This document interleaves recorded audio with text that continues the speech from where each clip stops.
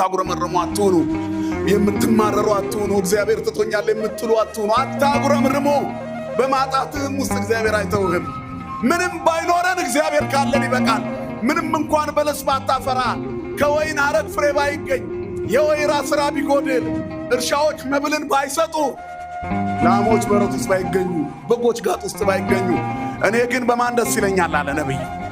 በእግዚአብሔር ደስ ይለኛል። ትንቢተ ዕንባቆም ምዕራፍ 3 ቁጥር 15 እኔ በእግዚአብሔር ምንም ባይኖረኝ እግዚአብሔር አለ።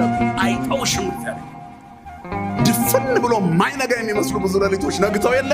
አሁንም ገና ብዙ የሚያስጨንቁ ነገሮች በሕይወታችን ይመጣሉ። ግን እግዚአብሔር ያነጋል። በሱ ፈቃድ የነጋ ደግሞ የበለጠ ምን ይሆናል?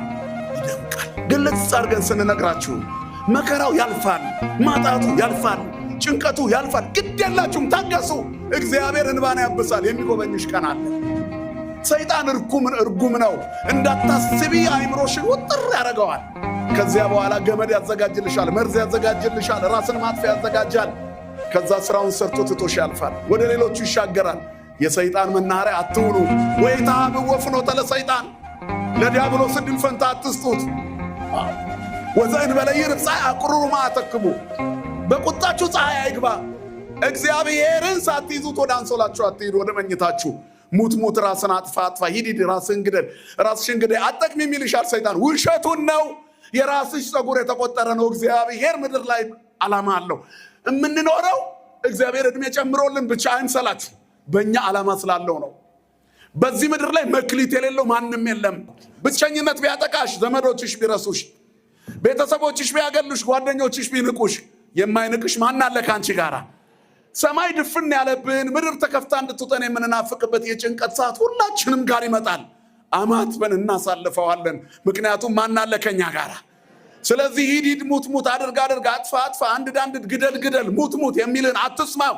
አማትብ። ወኢትሃብዎ ፍኖተ ለሰይጣን፣ ለዲያብሎስ ዕድል ፈንታ አትስጡት፣ አትፍቀዱለት።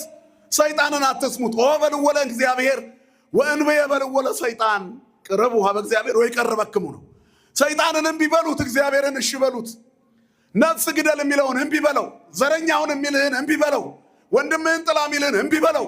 በጽናት እግዚአብሔርን አትጠብቀው አይደርስልህም የሚልህን እምቢ በለው። አልሰማህም በለው። እግዚአብሔር ያውቀኛል በል።